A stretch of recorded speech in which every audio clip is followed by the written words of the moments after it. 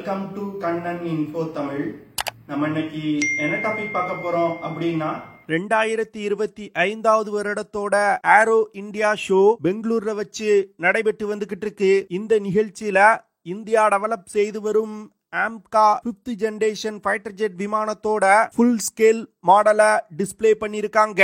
இந்த விஷயம் தான் தற்போது மிகப்பெரிய பேசுபொருளா மாறி இருக்கு. அதாவது ஏரோநாட்டிக்கல் டெவலப்மெண்ட் ஏஜென்சியை சேர்ந்த ஒரு முக்கியமான அதிகாரி ஆம்கா விமானம் குறித்து சில முக்கியமான விஷயங்களை வெளியிட்டிருக்காரு. ஆம்கா விமானம் டெவலப் செய்து முடிக்கப்படும் பொழுது உலகில் உள்ள 5th ஜெனரேஷன் ஃபைட்டர் ஜெட் விமானங்கள்ல தலை சிறந்ததா இருக்கும் அப்படின்னு அவர் சொல்றாரு. ஆம்கா விமானம் குறித்து ஏரோநாட்டிக்கல் டெவலப்மெண்ட் ஏஜென்சியோட அதிகாரி என்ன சொல்லியிருக்காரு?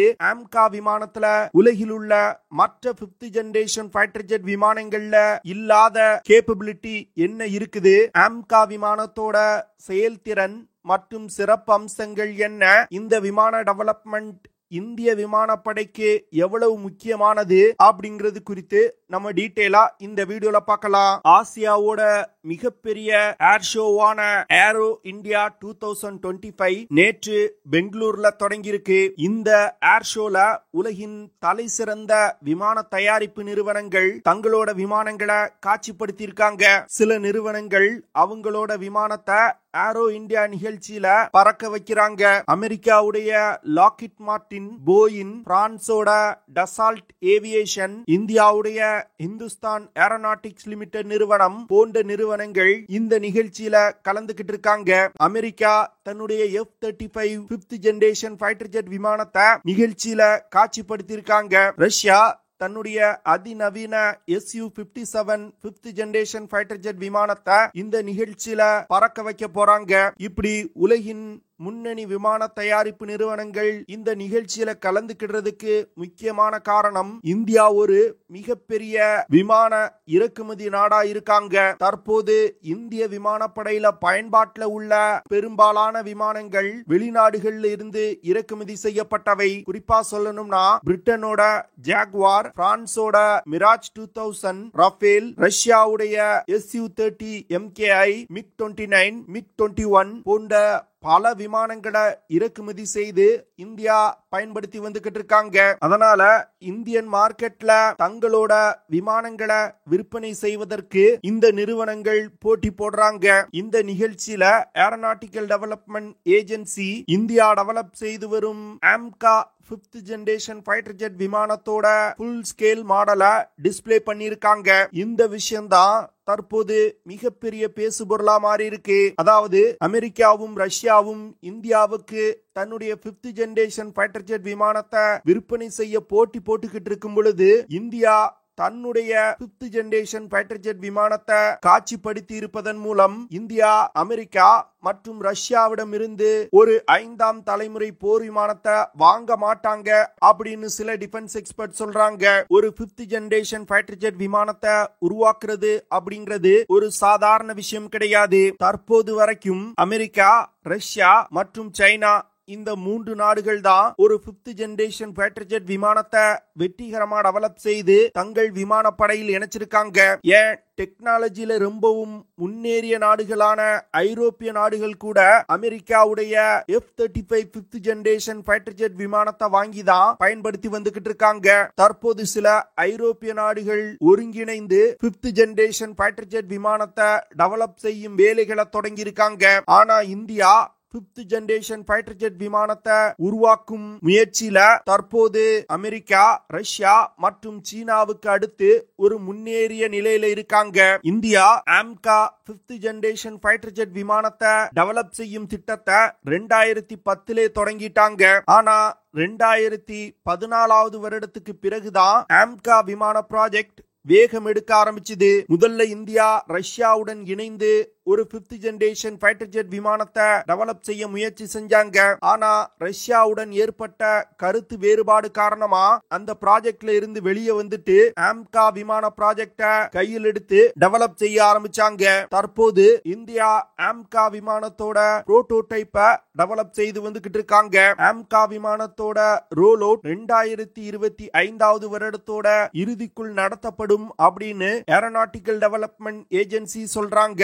இந்த இந்த சூழ்நிலையில ஏரோநாட்டிக்கல் டெவலப்மெண்ட் ஏஜென்சியோட டைரக்டர் ஜிதேந்தர் ஜே ஜாதவ் சமீபத்துல ஒரு பேட்டி கொடுத்திருந்தாரு. இந்த பேட்டியில இந்தியா டெவலப் செய்து வரும் AMCA 5th generation fighter jet விமானத்துல பல அதிநவீன தொழில்நுட்பங்கள் இணைக்கப்பட இருப்பதா அவர் சொல்லியிருக்காரு. அது மட்டும் இல்லாம ஆம்கா விமானங்கள் டெவலப் செய்து முடிக்கப்படும் பொழுது ஆம்கா விமானம் தான் உலகின் அதிநவீனமான 5th ஜெனரேஷன் ஃபைட்டர் ஜெட் விமானமா இருக்கும் அப்படின்னு அவர் சொல்லியிருக்காரு.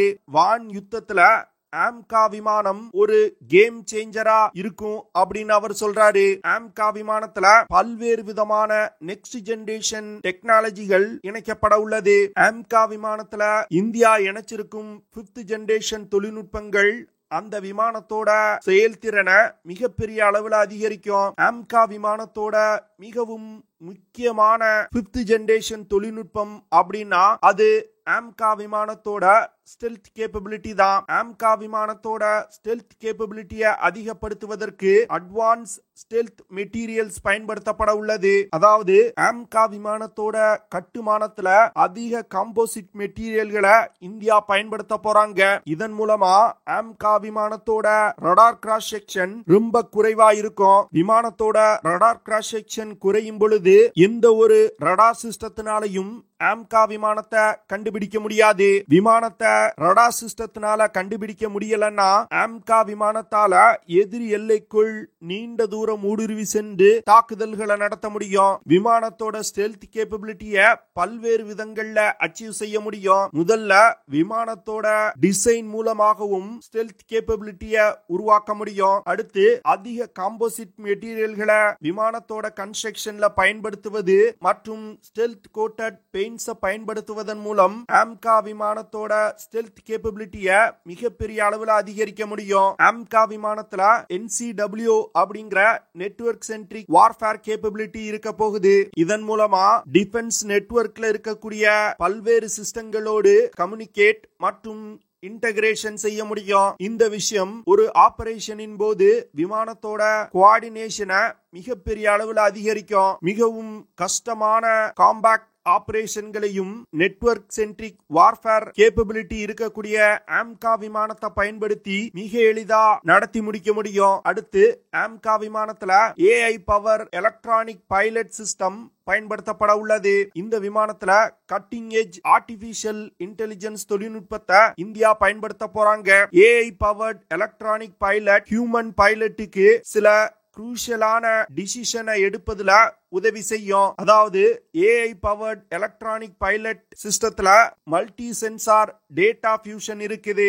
இதனால பல்வேறு சென்சார்கள்ல இருந்து வரக்கூடிய இன்புட்டை ஒருங்கிணைத்து முடிவுகளை எடுப்பதற்கு பைலட்டுக்கு உதவி செய்யும். ஒரு ஆபரேஷனோட மிகவும் இக்கட்டான சூழ்நிலைகள்ல இந்த AI powered electronic pilot manned பைலட்டுக்கு மிகவும் முக்கியமான முடிவெடுக்கும் விஷயங்கள்ல மிகப்பெரிய அளவுல உதவி செய்யும். இது ஆம்கா விமானத்தோட செயல்திறனை மிகப்பெரிய அளவுல உயர்த்தும். அடுத்து ஆம்கா விமானத்துல ஆட்டோமேட்டிக் டார்கெட் ஐடென்டிபிகேஷன் கேப்பபிலிட்டி இருக்குது. இதன் மூலமா ஆம்கா விமானத்தினால தன்னிச்சையாகவே டார்கெட்டுகளை ஐடென்டிஃபை செய்து ட்ராக் செய்ய முடியும். இதனால பைலட் டார்கெட்டை கண்டுபிடித்து ஐடென்டிஃபை செய்ய தேவையில்லை.